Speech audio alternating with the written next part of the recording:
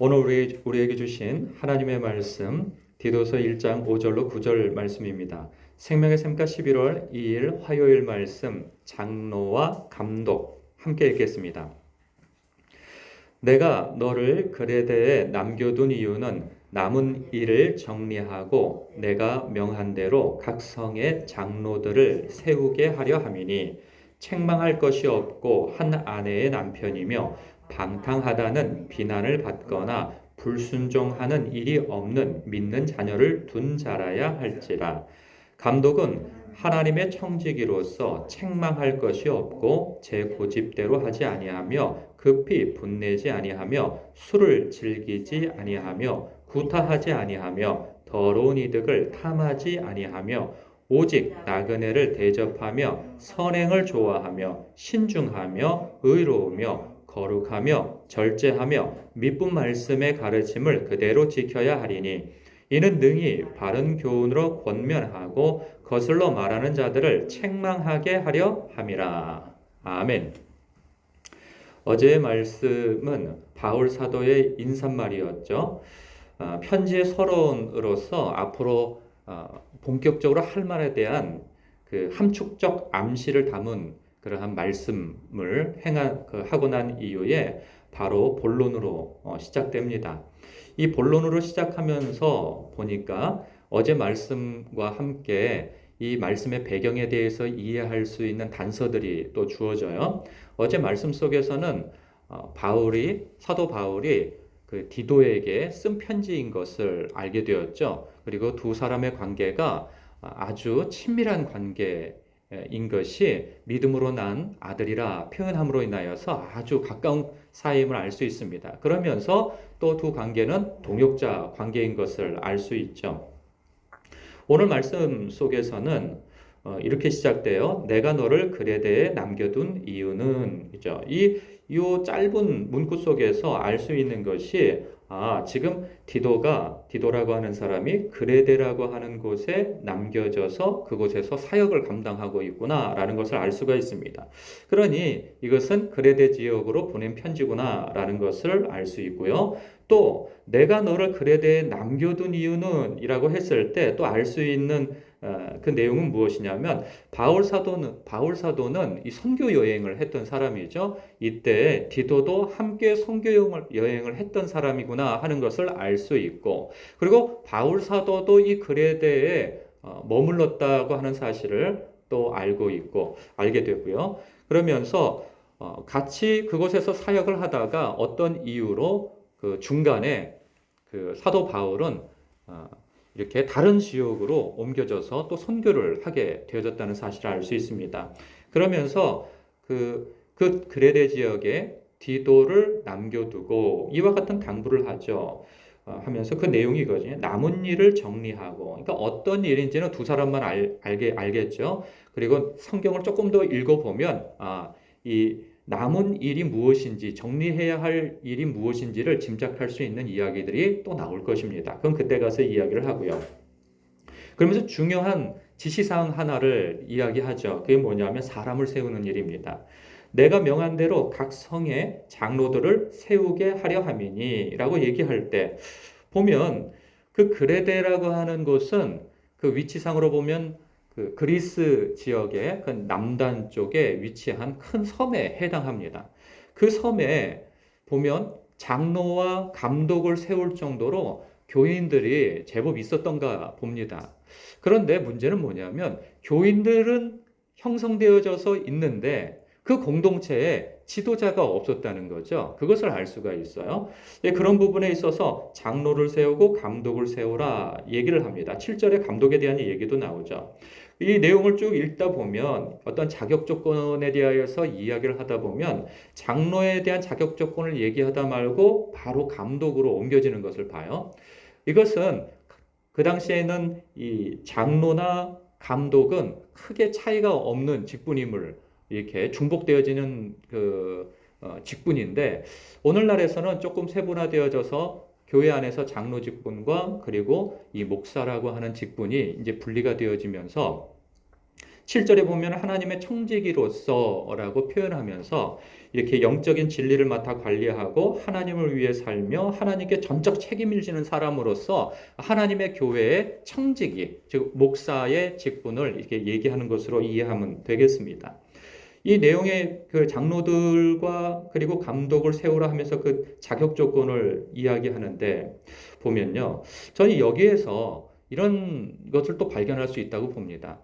요즘에 보면 종종 이 무교회를 주장하는 사람들이 있습니다. 그 왜 그러냐 하면, 그러니까 이렇게 유형의 교회를 이렇게 불필요하다, 필요하지 않다, 그건 비성경적이다라고 얘기하는 사람들이 종종 있어요. 그건 무슨 이유로 얘기를 하냐면 성전은 구약에서 말하는 성전은 없어졌다. 그리고 이제는 그리스도 안에서 거듭난 사람들이 성령이 내주하시는 교회로서 성전이다. 그러니까 한 개인이 예수 믿는 한 성도로서 그 개인이 교회이지 이제는 성전이 없어졌다라고 하면서 성전과 교회를 결부시키면서 이제는 교회는 없어도 된다라고 주장하는 사람들이 있습니다. 그것이 성경적이다 또 얘기를 해요. 그것은 지극히 한 일부분만 보고 전체를 보지 못하는 그런 좁은 생각에서 나오는 거죠. 그게 비성경적인 생각이죠. 오늘 말씀만 보더라도 교회 공동체 안에 세워질 리더십을 세우는 것을 보면 교회가 필요 없는 것이 아닌 것이죠. 한 사람 한 사람이 예수 그리스도 안에서 교회됨과 그 한 사람 한 사람의 교회됨이 모여서 공동체의 유형의 교회를 이룬다는 사실을 왜 모르는지 모르겠습니다. 또한 보면 이런 사람들도 있어요. 교회의 모든 구성원들은 그리스도 안에서 한 형제요 자매이지 그 안에서 어떤 위계 질서가 있을 필요가 없다라고 주장하는 사람도 있어요. 아니 모두가 형제고 자매고 하는데 무슨 목사가 필요하며 장로가 필요하며 권사가 필요하며 우리는 다 서로 형제라고 하는 거죠. 이것도 어느 한 일면만 보고 이야기하는 것이죠. 예수님께서 말씀하신 바가 그랬어요. 이제 예수님께서 복음서에서 말씀하신 바를 가지고 그렇게 이야기를 하는 것인데 그것도 한 일면만 보는 거죠. 그건 본질적으로 서로가 교회 안에서 위계 질서로서 어떤 그 계급으로서 직분이 주어지는 것이 아닌 것에 대한 말씀인 것이지 그 직분이 필요 없다고 하는 부분에서 말씀하신 것이 아니죠. 오늘도 분명히 교회가 질서를 갖기 위하여서는 그러한 직분자들이 세워져서 교회를 섬겨야 한다 하는 의미에서 그 직분이 주어지는 것이죠. 분명히 계급은 아니에요. 목사가 교회의 대장이거나 무슨 어떤 계급은 아니란 말이죠. 그리고 장로님이나 권사님이나 집사나 우리가 왜 그러한 직분들을 감당하겠어요? 제일 중요한 이유 하나는 주님의 몸된 교회에서 봉사할 수 있다고 하는 그 영광스러움인 것이죠. 그 영광스러움 때문에 그 일을 감당하는 것이고 또 한 가지 하나님 나라에서는 섬기는 자가 섬김을 받는 자보다 크다라고 말씀하시는 것에서 그 말씀을 받아 섬기는 자로서 하나님 나라에서 크고자 하는 그러한 심정이죠. 사람들 앞에 군림하기 위하여서 우러러 보이기 위하여서 그리고 나의 어떤 지도력을 행사하는 것을 통하여서 자기 만족을 느끼기 위한 그러한 목적에서 그 직분을 갖는 것이 아니란 말이죠. 모두가 형제여 자매이나 주님의 몸된 교회를 잘 세우기 위하여서 봉사하기 위한 그 영광스러움 때문에 그 직분을 감당하는 것이죠. 우리는 그것을 잘 알아야 할 것입니다. 이 자격 조건에 대해서 이야기를 하고 있는데요. 6절을 보니까 책망할 것이 없고라고 얘기해요. 이것은 잘못 생각하면 그 사람이 이 죄가 없는 완전성에 대해서 얘기한다고 생각할 수 있는데 그런 것은 아니죠. 공적인 추문이 없는 상태를 이야기하는 것이죠. 연예인들도 사실 그들이 무슨 종교 지도자들도 아닌데 연예인들에 대하여서 그들의 어떤 추문이 드러나게 되어지면 아주 난리가 나잖아요. 그래서 한순간에 인기를 잃고 그가 말하고 그가 연기하는 모든 것에 대해서 불신하게 되어지는 상황이 벌어지는데 이 신앙적 지도력을 가지고 있는 사람들은 얼마나 더하겠습니까? 그런 부분에 있어서 책망할 것이 없는 사람이어야 한다는 것이죠. 그리고 한 아내의 남편이며 라고 얘기할 때 이것을 또 있는 그대로 하여서 한 아내의 남편이라고 하는 것은 이혼을 하면 안 되는 이런 이야기와 그리고 하여간 뭐 여러 가지 복잡한 이야기들이 있는데 그런 것보다는 이렇게 건전한 결혼 생활을 하고 있어야 한다라고 하는 이야기인 것이죠. 이런 불경건하고 불건전한 결혼 생활을 하는 그러한 사람들이 많이 있기 때문에 참으로 경건하고 건전한 사람들이 볼 때, 아, 저 사람들은 참 행복한 부부 생활을 하고 있어 라고 할 만한 건전한 것을 이야기하는 것이지 여기에 복잡한 그러한 내용을 담아둔 것은 아니라고 봅니다. 그리고 방탕하다는 비난을 받거나 불순종하는 일이 없는 믿는 자녀를 둔 자라야 할지라. 이것은 우리가 잘 이렇게 피부로 느끼는 바죠. 이렇게 영적인 지도력을 가지고 있는 교회 안에 직분자가 이것이 옳습니다, 저것이 옳습니다 라고 불가피하게 이야기할 때가 있어요. 그러면 사람들은 꼭 그래요. 그렇게 이야기를 받을 때 나의 고쳐야 할 점을 받아서 고치면 될 일인데 사람이 그렇게 되지가 않아요. 누군가 나에 대해서 어떤 것을 지적하고 권면하고 할 때에는 사람은 본능적으로 나를 공격한다고 생각을 합니다. 그리고 나에 대해서 책 잡는다고 생각을 하죠. 그럴 때 오는 보호 본능이 뭐냐면 그럼 당신은 나? 라고 하는 것을 찾게 되어 있어요. 그럼 너는 나보다 낫냐? 라고 하면서 찾다 보면 어디까지 나오게 됩니까? 그의 가족상, 그의 자녀들은 어떠하다 하는 것까지 다 나오게 되어 있어요. 이런 부분에 있어서 책 잡히지 말라는 이야기인 것이죠. 참 쉽지 않은 이야기입니다. 자녀는 부모 마음대로 되지가 않는 게 참 임상적으로 살아오면서 겪는 거 아니겠어요? 이런 부분에 있어서까지 우리가 참 하나님 앞에, 성도들 앞에 잘 자기 가족을 건사하고 영적으로 다스려야 한다 하는 그러한 이야기를 봅니다. 또한 감독에 대한 이야기가 나오죠. 그러나 이것이 갑자기 장로에 대한 이야기가 나오다가 감독으로 이어지는 것은 두 사람의 자격 조건이 이어진다는 차원에서 이야기를 하고 있는 거예요. 따로따로 얘기하지 않고. 그래서 하나님의 청지기로서 책망할 것이 없고 제 고집대로 하지 아니하며 이게 참 중요하죠. 그러니까 제 고집대로 행하는 것. 그러니까 교회에서 목사라고 하는 그러한 직분이 계급으로 이해가 되어지면 독불장군이 되어집니다. 그래서 내가 목사인데 내가 당신들보다 거룩한데 내가 말한 대로 따라 뭐 이런 식으로 하게 되어지면 교회가 어떤 소위 말하는 카리스마라고 하죠. 어떤 이 독재적 그러한 그 리더십을 펼치면 이렇게 표면상으로는 잘 되어질 수는 있어요. 어떤 일을 해 나가는데. 그러나 장기적으로 보게 되어지면 그 사람이 사라지고 나면 그 교회는 힘을 잃어버리는 경우가 많습니다. 그런 부분에 있어서 그리스도 안에서 한 영으로 부름받은 사람들이 성령 안에서 주님께서 주시는 메시지가 각각 똑같은 메시지임에도 불구하고 각각 다른 사람들에게 주실 수 있단 말이죠. 그것을 인정하면서 성령께서 나 외에 다른 사람에게는 또 어떻게 말씀하시는가라는 그러한 유연성을 가지고 성도들의 의견을 이렇게 듣는 자세, 받는 태도 이런 것이 참 중요하다는 것이죠. 그럴 때 교회가 여러 사람이 모여서 한 몸으로 이루어갈 수 있는 것이죠. 또한 이 급히 분내지 아니하며 당연한 얘기죠. 교회 참 여러 사람들이 모이지 않습니까?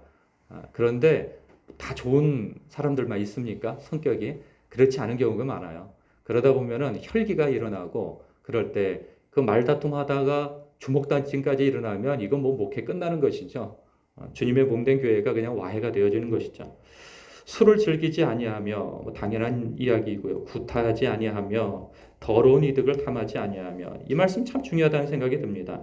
더러운 이득을 그럼 여러 가지 또 있겠으나 돈을 위하여서 감독을 하지 말라는 것이죠. 목사를 하지 말고 장로를 하지 말라는 것이죠. 종종 이러한 장로 직분이나 이렇게 목사의 직분이 이렇게 돈 벌기 위한 수단으로서 사업의 수단으로서 이렇게 하는 경우도 있단 말이죠. 사람이 돈 없이 살 수는 없습니다. 그러나 그것이 목적이 되어져서 이 직분을 감당해서는 안 된다 하는 말씀에서 이 말씀을 받아야 할 것입니다. 그것을 일컬어 더러운 이득이라 표현하는 것이죠. 이 더러운 이득을 탐하지 아니하며 오직 나그네를 대접하며 선행을 좋아하며 신중하며 의로우며 거룩하며 절제하며 이 구절의 말씀도 목사로서 눈여겨볼 만한 말씀이라는 생각이 들어요. 밑분 말씀의 가르침을 그대로 지켜야 하리니. 이 설교자로서 서다 보면요, 늘 하나님의 말씀을 대언하잖아요. 이 새벽에도 매일 하나님의 말씀을 묵상하고 전하다 보면 하나님의 말씀은 좋은 말씀들이 있잖아요. 그래서 그 말씀대로 이렇게 사십시오, 저렇게 사십시오 하는 그런 이야기들을 많이 하게 되어집니다. 그러다 보면 설교자가 착각을 하게 되어져요. 자기가 좋은 말을 하니까 자기가 좋은 삶을 살고 있다라고 착각을 하게 된단 말이죠. 이런 착각에서 정신 바짝 차리라는 거죠. 너도 그 말씀에 적용되어지는 삶을 살아야 된다라고 하는 말씀으로 오늘 이 말씀을 받습니다. 그러면서 이렇게 장로들과 그리고 감독에 대하여서 이렇게 여러 가지 이 자격 조건을 가져야 하는 이유가 무엇이냐라고 하면서 이렇게 구절 중간쯤에 이렇게 단설을 이어서 말씀하죠. 그 이유는 능히 바른 교훈으로 권면하고, 그렇죠. 내 삶이 주님 앞에 그리고 사람들 앞에 경건하고 그리고 덕성 있지 않으면서 사람들에게 이렇게 저렇게 권면한다고 하는 것은 그것만큼 우스운 일이 없습니다. 사람들은 그 앞에서 어떤 지도력을 인정하기 때문에 듣는 신용은 하지만 실제로 속마음에선 다른 생각을 하죠. 당신이나 잘하시오. 이런 얘기가 나오죠. 그런 부분에 있어서 바른 교훈을 하기 위해서는 성도들에게 나 먼저 바로 세움이 있어야 된다 하는 그 말씀입니다. 그리고 거슬러 말하는 자들을 책망하게 하려 함이라. 여기서 보는 이 거슬러 말하는 자들은 누구일까 보면 이렇게 내일부터 본문이 또 이어지는데 어떤 신학적 이단자들이죠. 그러니까 다른 진리를 이야기하는 자들, 그리고 이 그리스도인으로서 살면서 이 방종한 삶을 정당화하려고 하는 사람들이 있어요. 그런 사람들을 이렇게 거슬러 말하는 자들이라 이야기하는 거죠. 그러한 사람들에 대해서 책망하게 하려 함이라. 그 사람들은 더 공격적이죠. 그 일반 성도들보다. 왜냐하면 이미 마음에 구부러진 마음이 있기 때문에 영적인 지도자가 말한다고 해서 들을 사람들이 아니에요. 그럴 때 분명한 진리의 말씀을 내서 그들에게 이야기할 때에는 그래, 넌 잘났냐? 그 사람들은 속에 담아두지 않습니다. 그냥 바로 내뱉어 버리죠. 그럴 때 내가 너 그렇게 잘난 사람은 아니나 이것을 이야기할 수 있는 정도의 사람이다. 이 진리를 이야기할 수 있는 사람이다 하는 것을 객관적으로 이렇게 증명될 수 있는 삶을 살라 하는 것이죠. 오늘 말씀을 보면 성도 이런 생각을 합니다. 왜 영적 지도자에게 이러한 기준이 높을까? 이거 상당히 높은 기준입니다.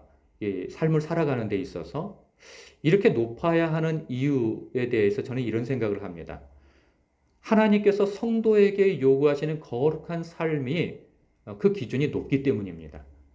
그 높은 기준에 맞추려면 영적 지도자는 당연히 그 정도는 갖추고 있어야 한다 하는 의미에서죠. 그래서 이 말씀은 나와는 상관없어. 이거는 목사님에 대한 얘기야, 장로님에 대한 이야기야 라고 생각한다면 이건 큰 오산이죠. 하나님께서 성도들에게 요구하는 지점이 이만큼 된다는 거예요. 그러니 최소한 영적 지도자는 이 정도 수준은 갖춰야 된다라고 하는 의미에서 이 말씀을 하는 것이죠. 오늘 말씀을 여러분 찬찬히 묵상하시면서 내 안에서 걸러내야 할 것과 바로잡아야 할 것과 그리고 더 힘써야 할 것은 무엇인지 생각하면서 주님의 몸된 교회를 건실하게 세워가는 주님의 귀한 성도들 되시길 주님의 이름으로 축복합니다. 기도하겠습니다.